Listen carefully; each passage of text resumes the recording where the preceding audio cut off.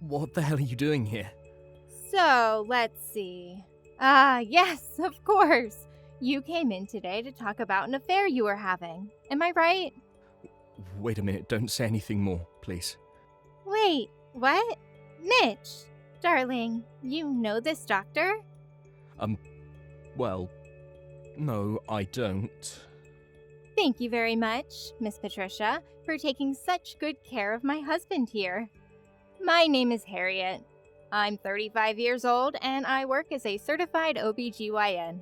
In my 20s, when I first started working, fresh out of university as a doctor, I was so concentrated on my work that I don't think I had a proper break for an entire year before the hospital gave me a week's leave.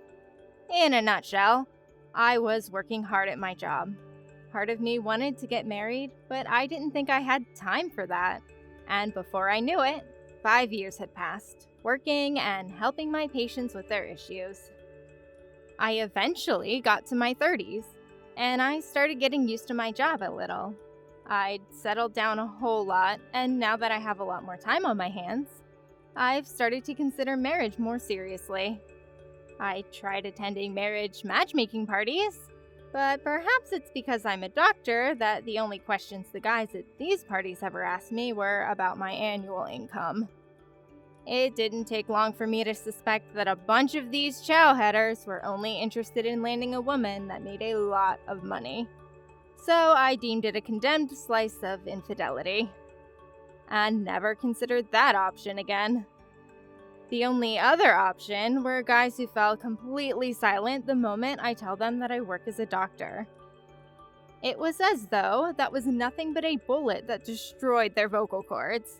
If these marriage matchmaking parties weren't going to work, what was I supposed to do to find someone nice?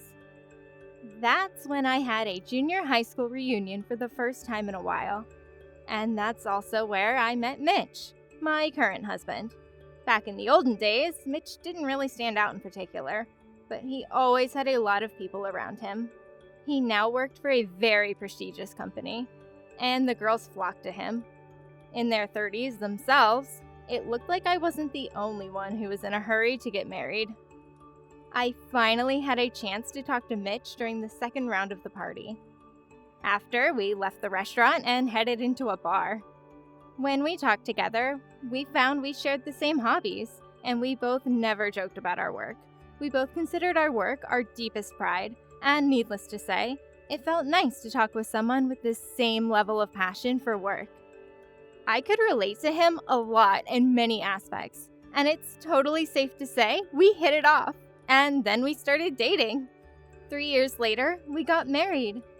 Even though we were eventually married, we were both pretty busy, and there were times when we didn't see each other very often. When I was especially busy, I'd sometimes stay at the doctor's dormitory adjacent to the hospital. During one particular time, I have been so busy, I couldn't go back home for a whole week. But I decided that I needed to go home, what with all my business finally dying down and all. I finished work early and got home before my husband. I didn't tell him that I was coming home because I decided to surprise him. Mitch was also very busy at work, and he hardly ever came home on time. So I thought I'd relax a little by watching a movie. While watching a movie, Ready Player One to be more specific, I cast my eyes around the living room. For some reason, my gut told me something was odd, and sure enough, I discovered why. There were absolutely no photographs from our wedding. There is a shelf next to the TV where we kept our wedding photographs, and I spent a good amount of time looking everywhere on that particular shelf. I also looked behind the TV, as well as the other shelves that surrounded it. I thought it was strange that I couldn't find anything, and as I was looking for them, I heard my husband walking in through the door. Wait a second. You're home. Yes, honey, I'm finally home. I got off work early today, and I thought I'd come home to surprise you. Can I ask you something? Where did you move our wedding photos? Oh, the wedding photos. He was clearly upset, but then he quickly responded. I was thinking that there's a better place for them to be. As he said so, he strode over to the living room closet, reached up onto the topmost platform, and brought a big frame of us in our wedding outfits. I do think this is a good place for it, though. What do you think? He put the frame on the kitchen counter. It honestly looked perfect. Well, that's good. But, you didn't have to put them in the closet, right? We could have talked about where the best place is. On the kitchen counter is an awesome choice, though, gotta admit. Yeah, but I thought I'd change it up with a surprise for you, you know? You have been working hard lately, so I thought it would be a nice thing to come home to. Well, you certainly surprised me when I discovered it missing. Thanks for trying to surprise me, honey. It's a wonderful idea. And I said nothing more thereafter. Mitch then strode, or rather scampered upstairs to take a bath. In the meantime, I had one more thing on my mind, and I decided to take a look. When I'd initially come back into the house, I immediately smelled something abnormal about the house. There's a sweet smell in the air, and I don't think it was a man's perfume. I thought it was a woman's perfume. And what's more, my husband doesn't use perfume or cologne at all, so we can be absolutely sure that it's not his perfume. I went to my husband's closet in his room and discovered the same smell, stronger this time, on some pieces of his outerwear. A few items reeked of the intruding scent, and I was sure it was because he came in contact with a woman. Maybe he had an affair while I was away for so long because of work. That's what I thought, but I decided against questioning my husband for the time being. Mitch was smart. So even if I questioned him right then and there, I was sure he'd find some way to cast all the blame aside. I told myself I'd better make sure he can't get away with it by gathering as much evidence as I could. I thought it would be more definitive. Now, I don't have any evidence at all, but the smell, that was definitely suspicious. And also, the way he was acting hadn't gone by unnoticed either. That just piled on the suspicion. I took the afternoon off the next day and headed to a trusted detective agency with a request for assistance. I had decided to ask them to look into Mitch and see if he really was seeing someone else. The detective who took care of me, who went by the name of Travis, gave me an excellent piece of advice, which was that in the event I was suspicious of him, setting up a surveillance camera in secret was always a good way to completely confirm or disprove those suspicions. So I did just that. I bought a couple of small, high-quality surveillance cameras for a reasonable price and set them up, hidden in the living room, the bathroom, and both our bedrooms. I then stayed at the doctor's dormitory for a few days to let the camera record my husband, as well as any potential lovers. After a few days, I returned home only to take my cameras and went back to the doctor's store. I checked the footage, and sure enough, there indeed was a woman. And she was coming and going as though the house was hers and not mine. She seemed like a calm, composed woman, the very picture of ideal femininity. She didn't look like the kind of woman anyone would cheat on their own wife with.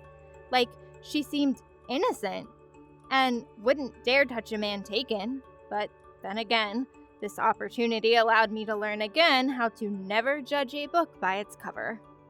The footage showed the two of them making out in the living room, and after tearing their clothes off, went into my bedroom. The rest of the footage was just too gruesome to watch. And when I took a closer look at the footage from the living room, I could confirm there were no wedding photos.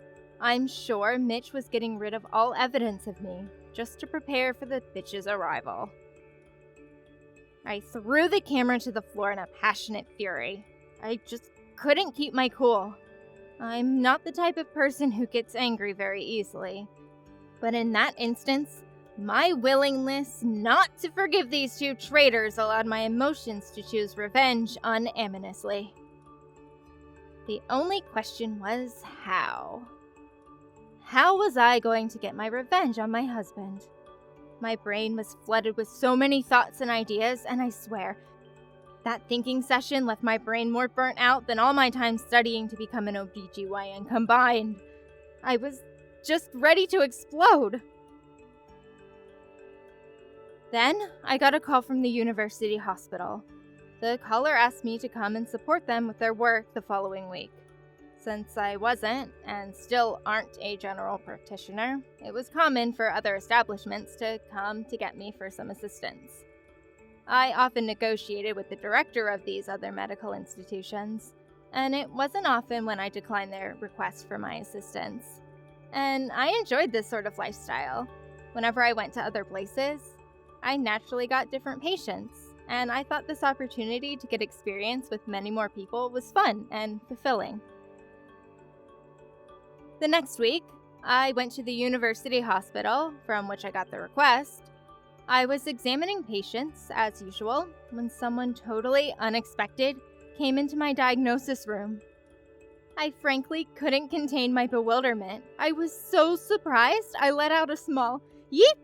Standing there before me, a few meters away, was the very same woman I'd seen on my surveillance cameras. The woman whom Mitch had been having an affair with. Her name turned out to be Miss Patricia Van Dyke. Not only was I surprised to find her here, but I was also surprised that I didn't have to hire the detective agency again to check in on her background information. The sheer suddenness of her appearing almost made me stagger to my knees. But I was in a hospital, and so was she. She was the patient, and I was her doctor. Personal issues aside, I had to help her with her issue. So I went into hyper-focus mode and started my treatment. I've come here to discuss infertility, Doctor. According to Patricia, she was engaged to a certain man, and they both wanted to conceive a child before getting married later on in the year.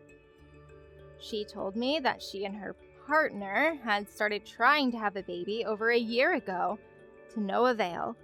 Patricia then thought that something might be wrong with the fertility of one of them, and thought it would be best to check it out. That's why she stopped by that day. Her fiancé was busy with work that day, which was why he couldn't attend this particular appointment. Per medical protocol, I proceeded to ask her how her fiancé was as a person. She was very honest. She told me everything she thought was relevant. Lo and behold, she admitted that my darling was married once, and he tried to conceive children with his former wife too, you see, but like us, they didn't have much luck with that. 2 years ago, his former wife passed away, and that made fertility testing impossible. A fertility check before getting married is known as a bridal checkup, is it not? Yes, that's right. You know a lot about medicine, Miss Van Dyke. By the way, in the event one of you does have a problem, how do you want to proceed with treatment? I think we're on the same page. We truly believe that the time and patience will find our beautiful child. We're both willing to take treatment and to do our best to cure any problems. Because her fiancé is on the same page as her, Miss Van Dyke seemed to be thinking very positively about this whole situation. I listened to her as though I never even recognized her as my husband's lover, and as her doctor, I genuinely wished to help her. I think it'll be all right, Doctor. He did mention he was certain it was because of his ex-wife that they couldn't conceive any children. Miss Van Dyke was talking very happily, hopeful that the trouble would pass eventually. As for me, not only was it the first time that I realized I was already considered to have never existed, but that he thought I was the reason why Mitch and I couldn't have any children.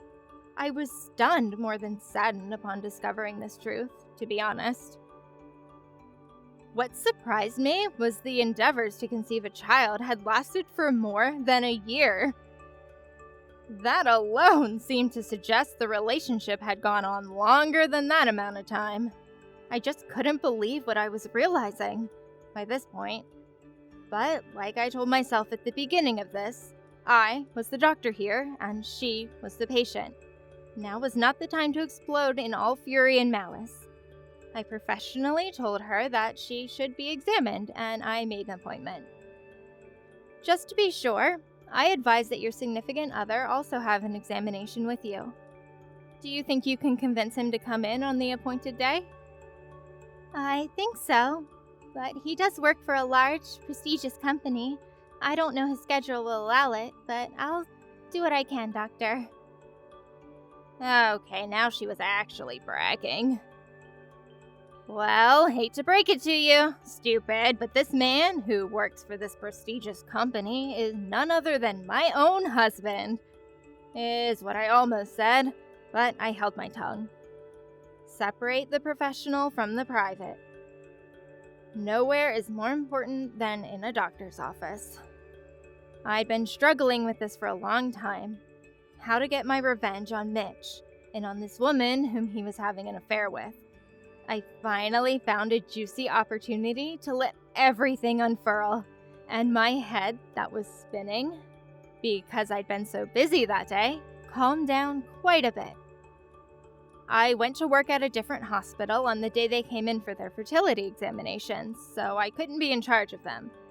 But the day the results were to be announced, coincidentally, was a day I was working for that same hospital. I was beginning to worry whether or not I'd be able to keep my cool.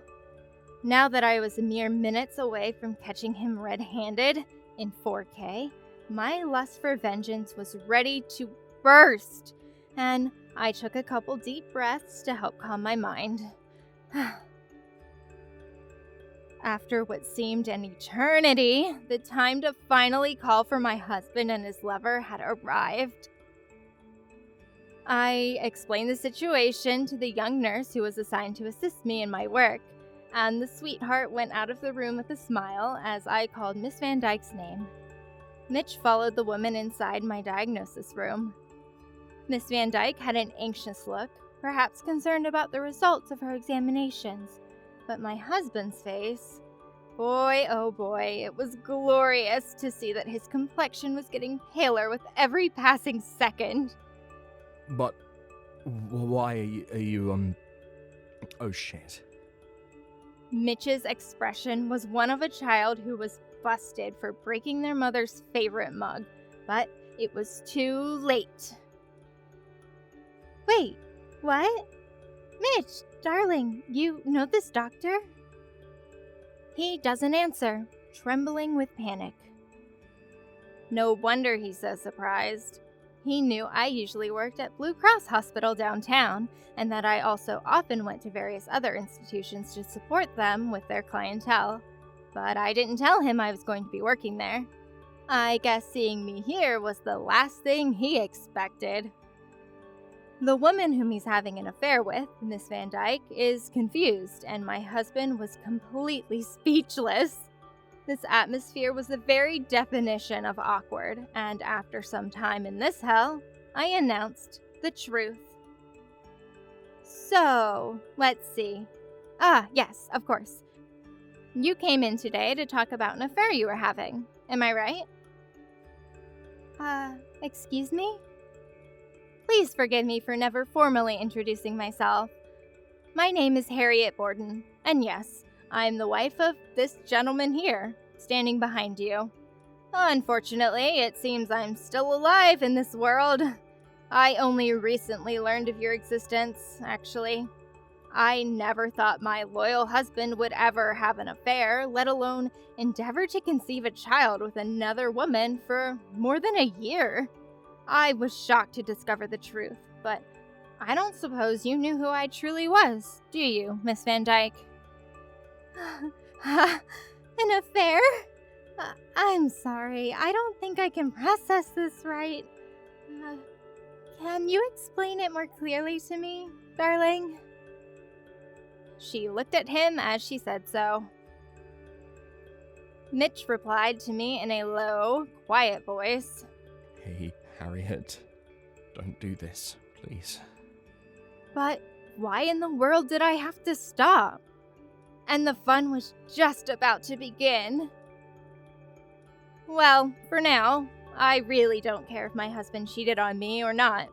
You didn't come back here for that, but instead to hear the results of your infertility examinations, right?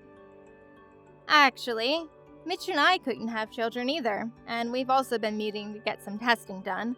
But because we've been so busy with our jobs lately that we haven't been able to do it all.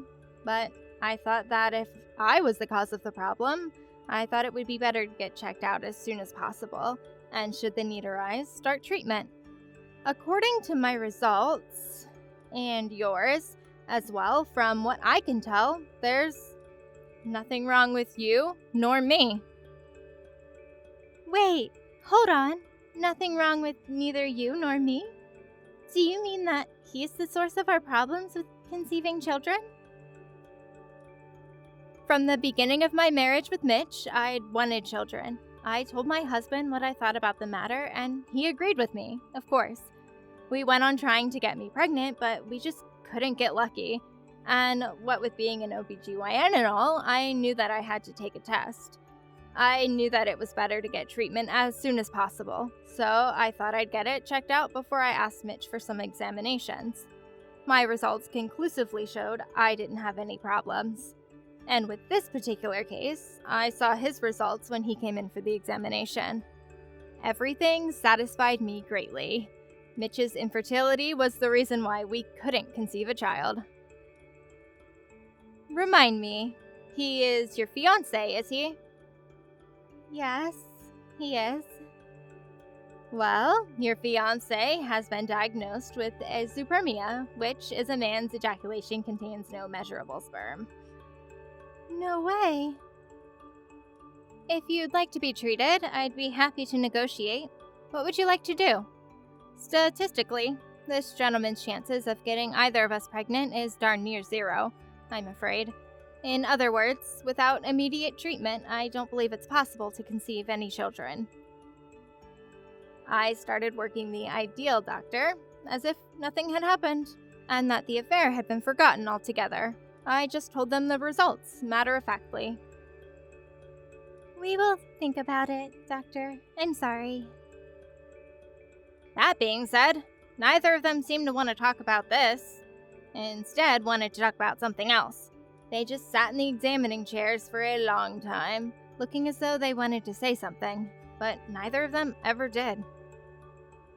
Please come back when you decide what you want to do. I'm sure you'll be fine if you work together. Please take good care of yourselves. I half forced him to leave the room right then, and even after that, I continued doing my job as doctor without ever hesitating, nor letting what I just experienced affect me in any way. I was already completely hollow by the time I saw him together with that woman, and I only considered him a soulless prick thereafter. I went home once my work was over, where I found my husband sitting on his knees. Whether he was doing it all afternoon, or if he simply heard me coming home and strode over to where he knelt, as if to show me he was doing so all day, I don't know.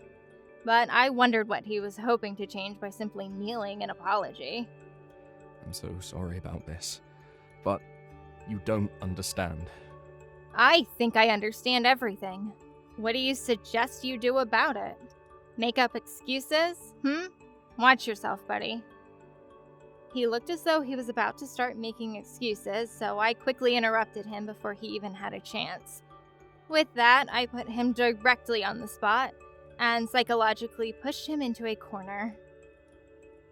I was surprised today. I never thought I'd find out the way I did. I'm so disappointed in you. I ask again, what do you plan on doing now? Right after I told him that, he sank deeper onto his knees and told me the whole story. The affair lasted a year and a half. The woman whom he was having the affair with was the daughter of the president of a major business partner of my husband's company. It's apparently a very big conglomerate. My husband's company is big too, but alas, the position of president was eternally out of his reach. For the current president had a married son who had a son of his own. He thought that if he could marry the president's daughter, he might one day become the head of a large, prestigious conglomerate himself. So he went on trying to blame me for not being able to have children. And he was even thinking of using that as leverage for divorcing me. Since I wasn't at home either, he kept inviting her to his home, and they had a lot of dates. He thought that having her over at his house would make him more trustworthy in her eyes, because he needed to be thought of as single. He said that all the photographs of the two of us on our wedding day were put away in a secluded part of the house. As for the woman herself, she was indeed lied to, but I just couldn't understand the nerve behind the audacity of using the belongings of his wife, who was alive, by the way, without permission. And even if his wife really was in her grave, I still couldn't imagine anyone using her belongings after her passing. Honestly, it's a bit gruesome. I just didn't see any logic behind her using my clothes and my personal items. The more I listened to my husband and his ridiculous stories, the more I wanted to puke all over his pathetic face. I just couldn't anymore. I want a divorce. I can't do this with you. Okay, I understand. I deserve it. I'm so sorry. He didn't display any resistance, and thanks to that, it was an easy divorce. I'm sure he was depressed over the fact that he was the cause of his being unable to have children. I'd also like to file for alimony, so if you have anything to discuss with me, you may do so through my lawyer. I have a lot of evidence, so I think your responsibility will be conclusive. I see. I understand. I'm so sorry. I briefly spoke with him about the near future and what would most likely happen in legalities before he left the house. The divorce was finalized soon thereafter. My husband was found guilty of adultery and was ordered to pay me the alimony I specifically requested. As for Miss Van Dyke, she told her parents about how she had a relationship with a married man, emphasizing the fact that he had lied to her. They were absolutely furious. And Mitch's boss at his job heard about the incident through the grapevine, and nowadays, he's fallen miles away from the ladder of success. His career path severely derailed. He's now making a laughable living working tiny jobs next to a window in some far-off corner of the company. Nothing at all like the life of promotions and glory as he once envisioned would occur. Perhaps Mitch thought he could at least keep the woman whom he was having an affair with, because... I'm completely divorced now. My wife and I are no more. You're the only woman I think about now. You lied to me once, and my faith in you's been lost, you know? I'm sorry. I'm so sorry. Harriet and I have been apart for quite some time, honest. It's just that we have never gone through with a divorce, but it's all over now. Our happiness can resume course, just as we planned together. I love you, Patricia. I already called a lawyer, and I already arranged to sue you in court for violating chastity rights. Don't ever come near me, or talk to me in whatever way again. Although my husband was a married man, he had tried to talk about marriage with Miss Van Dyke. The woman really did go on to sue him on the grounds for a violation of chastity rights, and won the case. Now, Mitch had to pay alimony to me and his lover, with his unfulfilling job next to a window in a godforsaken region of the company. There was no way he could leave to be unemployed for even a brief moment. And as of now, he is always under the watchful eye of his co-workers. And once the whole fiasco settled down, I got a call from Miss Van Dyke. She told me that although she hadn't known Mitch was married at the time of their affair, she wanted to accept responsibility for hurting me, and offered to pay me alimony herself. I responded by saying I didn't want anything to do with her again, and to not contact me again before hanging up. I appreciated her kind gesture, but her betrayal left all opportunity for reconciliation destroyed. Soon after the divorce, I went on to sell the house Mitch and I had been living in together. Perhaps the thought of that woman wearing most of my clothes And using my personal items made me sick to the stomach because as I moved out, I got rid of most of my belongings. Now, I live in a new house with new furniture and appliances and with a new collection of nice clothes. It was quite the refreshing restart. From now on, I plan to focus all of my energy on my work because I find it extremely rewarding despite it being demanding. And I'm going to work hard towards a nice life